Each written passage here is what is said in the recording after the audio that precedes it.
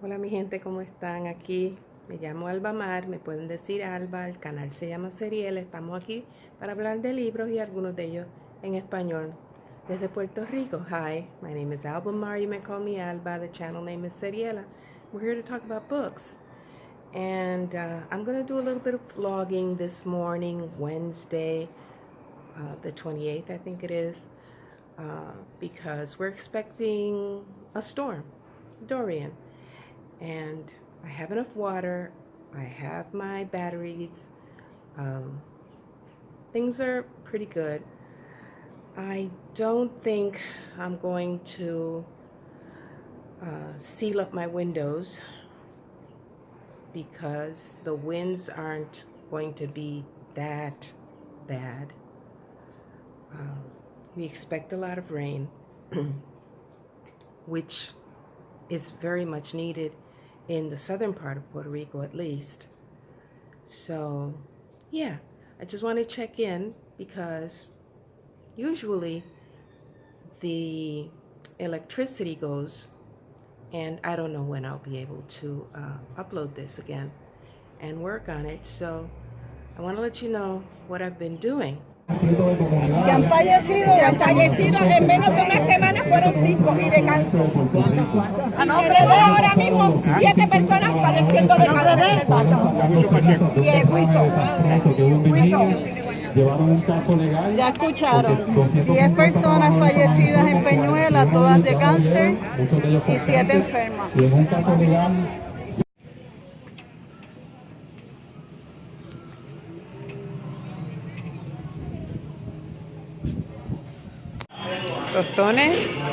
Tostones rellenos de marisco. Que nos crecen los sueños para cantar, para reír, para volver a ser feliz, para cantar, para reír, para volver a ser feliz. 동력은 아니라는 거지. 그래서 고발할 겁니까? 아씨, 사람아, 우리는 같은 편이야, 한 팀. 고발은 무슨? 그래도 강상문 건은 참 다행이야. 자네가 억울하게 다 뒤집어질 뻔했는데. 아이, 그 친구야말로 약물을 썼을지 누가 알았겠어. Okay, so I'm trying to get a little more reading done here with Dying to Better Themselves. And I put on some music, some Chopin, because Chopin was featured prominently in Death with Interruptions. But I can't, it's too busy. I can't do it. I've got to take it off. So I'm switching the music to something else because I can't take it. Bye. Okay, it's Tuesday morning and I've just finished reading another bit of Dying to Better Themselves by Olive Sr.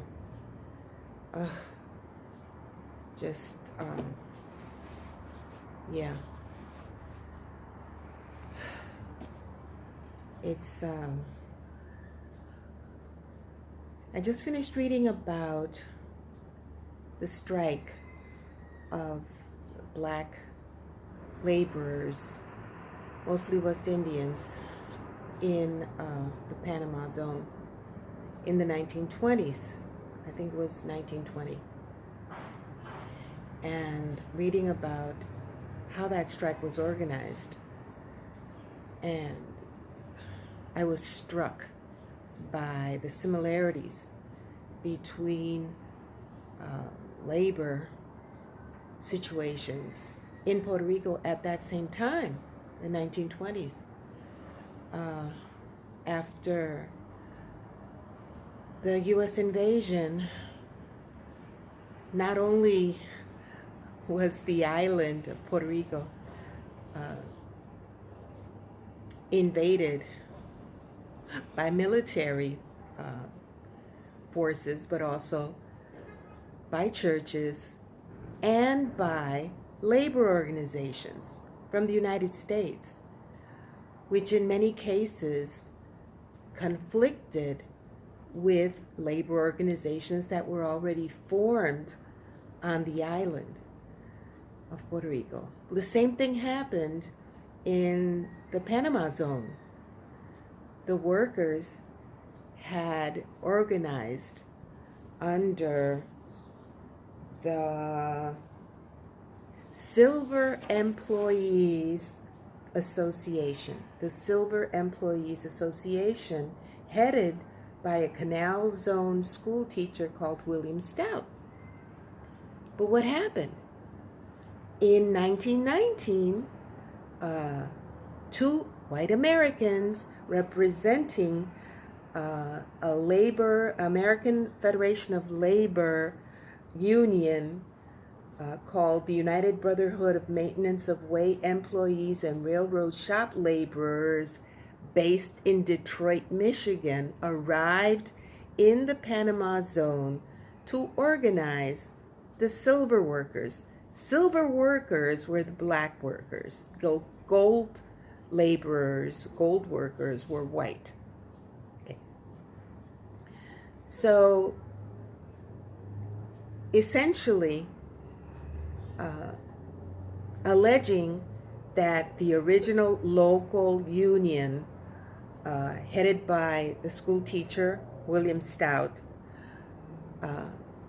alleging that they were not militant enough, the local union was not militant enough, those workers transferred over to the American Union, okay, and paid over $150,000 in dues to the Brotherhood in the United States, and then called for a strike, which was a failure. And they saw nothing of the strike funds after they had paid all those dues to the Brotherhood in the United States. And this is so important to understand. So important to understand the concept of divide and conquer at all levels. At all levels. And just because you call yourself a union doesn't mean that you're out looking for the best interests of the workers. That has certainly been evidenced here in Puerto Rico since the invasion of the United States. People talk about, oh, the unions here are so good. Well, listen, not all unions are unions, and not all unions represent the local interests of the workers where they're located. Yeah, and this section of dying to better themselves just reminded me of that. Such a good book.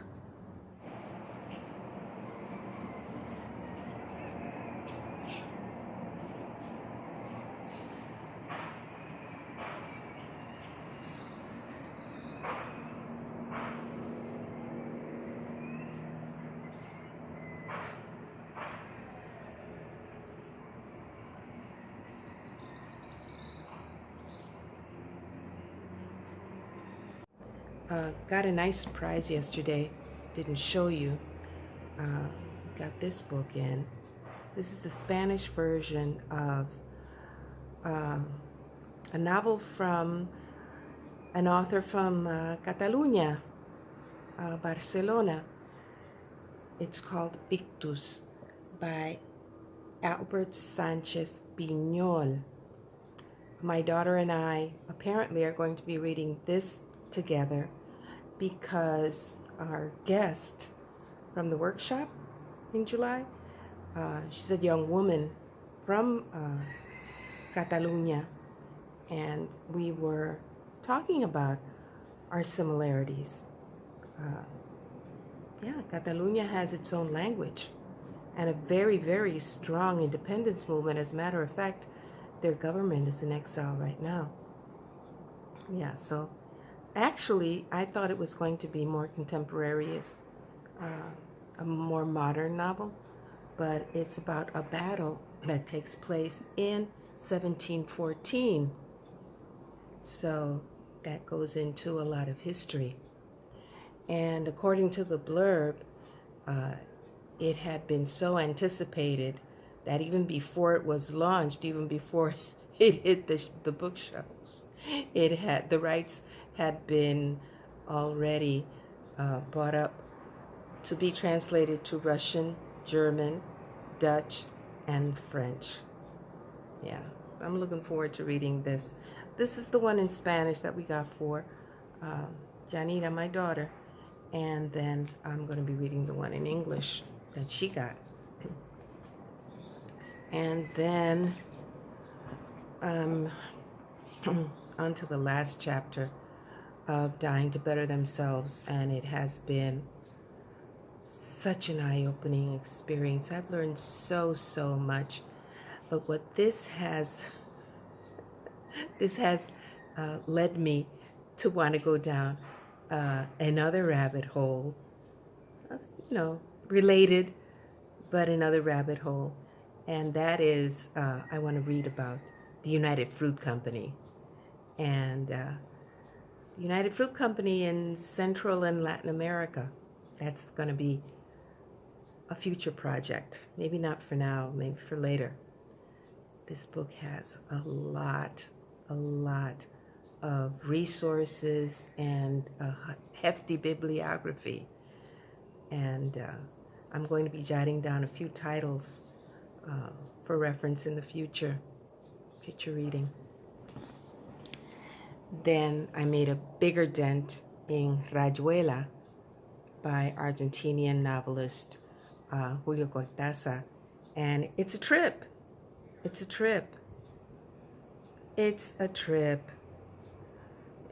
He starts off talking to and then about his lover,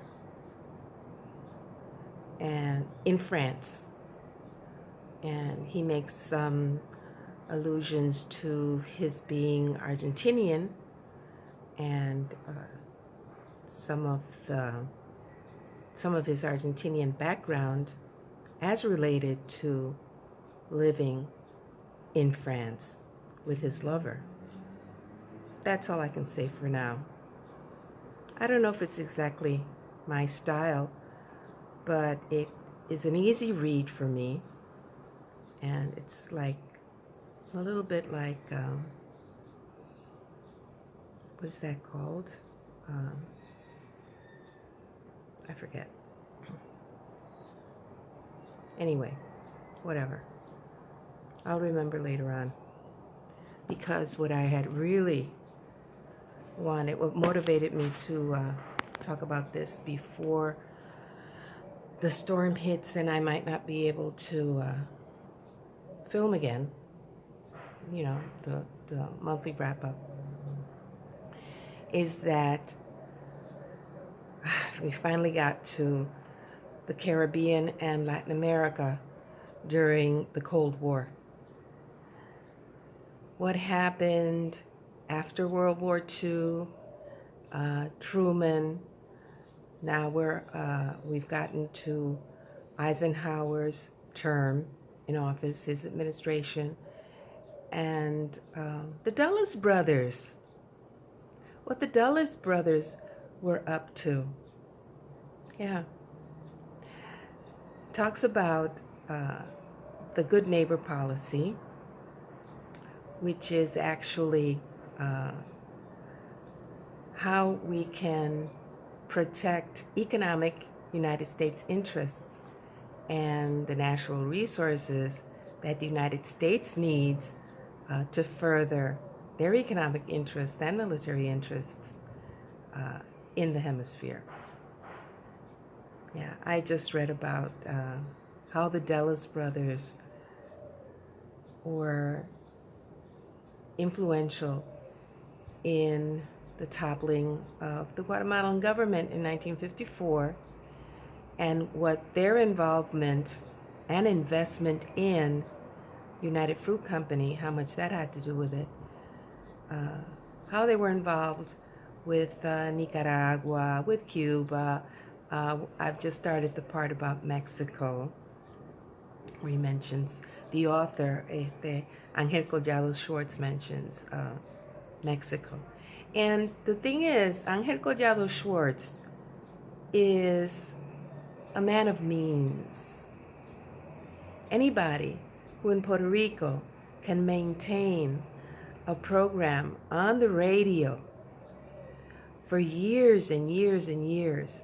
He has over 500 podcasts on his website. He can publish his own books through his foundation. So this is a man of means, right? And he is a historian and writes from that centrist, tries to keep that centrist, quote unquote, objective way of transmitting the information. Even he cannot hide what the CIA did in Latin America and Central America. And we're seeing the consequences of that up to this day. Yeah. So, that's the part I wanted to read. That's the part I got to. I don't know what I'll be able to finish, given the situation. I'm off to deal with homeschool prep. It's heavy on my mind. Very heavy on my mind.